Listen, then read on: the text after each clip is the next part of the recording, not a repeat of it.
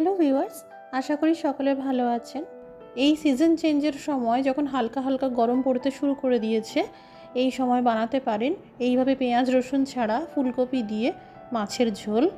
কম বেশি করে আমার অনেক দর্শক বন্ধুরাই এই রান্নাটা জানেন, তবে যারা একদম নতুন তারা একবার এই রান্নাটা দেখতে পারো। খুব সহজেই পেঁয়াজ রসুন ছাড়া একটি দারুণ স্বাদের মাছের ঝোল বানাতে পারবে। আমি যেভাবে এই রান্নাটা করি সেটাই আজকের ভিডিওতে শেয়ার করব। নমস্কার, আমি মৌ, আপনারা দেখছেন মৌর সাথে রান্নাবান্না। রেসিপিটি ভালো লাগলে লাইক দিয়ে শেয়ার করে দেবেন। প্রতিদিন রেসিপি পেতে চ্যানেলটি সাবস্ক্রাইব করে বেল নোটিফিকেশন অন রাখুন। এখানে টোটাল 6টা চারাপোনা আছে। এই চারাপোনা খুবই স্বাস্থ্যকর, তাই আমি এই রান্নাটা চারাপোনা দিয়েই বানিয়ে থাকি।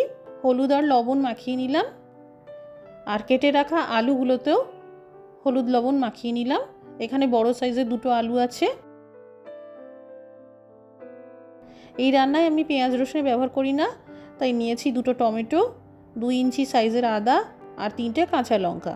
এই সব একসাথে মিক্সিতে বেটে নিতে হবে। এবার এদিকে তেল গরম করে নিয়েছি। জোর আঁচে মাছগুলোকে একে একে ভাজতে হবে। অনেকেই মাছের ঝোল খুব কম তেলেই রান্না করতে পছন্দ করেন। সেরকম কোনো ব্যাপার থাকলে কম তেলেই রান্না করবেন। একটু কড়া করে মাছগুলো ভাজার চেষ্টা করবেন, যাতে ঝোলের মধ্যে দেওয়ার পরেও মাছগুলো ভেঙে না যায়। যে তেলে মাছগুলোকে ভাজলাম সেই তেলেই আলুগুলোকেও ভেজে নিতে হবে।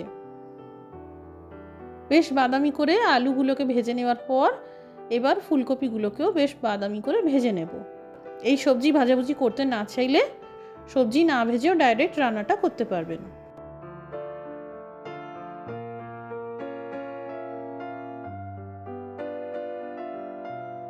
এবার এক্সট্রা তেল সরিয়ে দিলাম। ফোড়নে ভেজে নিলাম 2টো তেজপাতা, ফাটানো এলাচ, দারচিনি, শুকনো লঙ্কা আর আধা চামচ আস্ত জিরে। এবার এই ফোড়ন ভেজে নেওয়ার পর আদা টমেটোর পেস্টটা দিয়ে দিলাম। একদম মিডিয়াম আঁচ করে ক্রমশ নাড়াচাড়া করে ভাজতে হবে।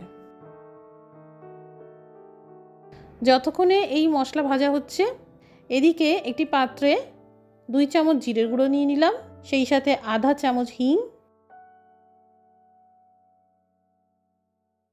আধা চামচ হলুদ গুঁড়ো, আধা চামচ ঝাল লঙ্কার গুঁড়ো, আধা চামচ কাশ্মীরি লঙ্কার গুঁড়ো, আধা চামচ গরম মশলার গুঁড়ো, সামান্য করে লবণ আর সামান্য করে গরম জল মিশিয়ে নিলাম। একটা মশলার পেস্ট তৈরি হয়ে গেল।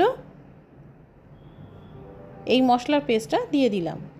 আবারও 4-5 মিনিটের জন্য ভাজতে হবে। এখানে আপনারা গোটা মশলার ব্যবহারও করতে পারেন, মানে গোটা জিরে, গোটা গরম মশলা এই সব শিলেও বেটে নিতে পারেন। আবার এইভাবে গুঁড়ো মশলা দিয়েও রান্নাটা করতে পারেন। ভাজা আলু আর ভাজা ফুলকপি দিয়ে দিলাম, আর সেই সাথে পাতলা ঝোল করার জন্য 2 গ্লাস গরম জল দিয়ে দিলাম। এখানে আপনারা যতটা ঝোল করতে চাইছেন সেই বুঝে জলের ব্যবহার করবেন। গোটা 4 কাঁচা লঙ্কা দিয়ে দিলাম। যারা ঝাল পছন্দ করেন না এটা দেবেন না। স্বাদ মতন লবণ মিশিয়ে নিলাম। এবার কম আঁচে এই সবজি সিদ্ধ হওয়া পর্যন্ত রান্না করতে হবে। সবজি সিদ্ধ হয়ে গেছে। এবার ভাজা মাছগুলো দিয়ে দিলাম। মাছগুলোকে প্রথমেই যদি দেওয়া হতো তাহলে ঝোলের মধ্যে ফুটতে ফুটতে মাছগুলো ভেঙে যেত, তাই এইভাবে সবশেষে দিলেই ভালো। মাছগুলো দিয়ে আরও 2-3 মিনিট ফোটাতে হবে। এবার আঁচটা বন্ধ করে দিলাম আর ছড়িয়ে দিলাম কুচানো ধনেপাতা একটা সুন্দর গন্ধের জন্য। তৈরি হয়ে গেল পেঁয়াজ রসুন ছাড়া ফুলকপি দিয়ে চারাপোনার ঝোল।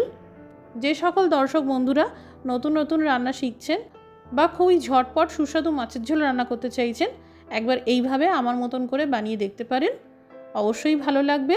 বাড়িতে বানালে আমাদের কমেন্ট করে জানাতে পারেন কেমন তৈরি হলো। আজকের রেসিপিটি দেখার জন্য অসংখ্য ধন্যবাদ। সবাই ভালো থাকুন, সুস্থ থাকুন।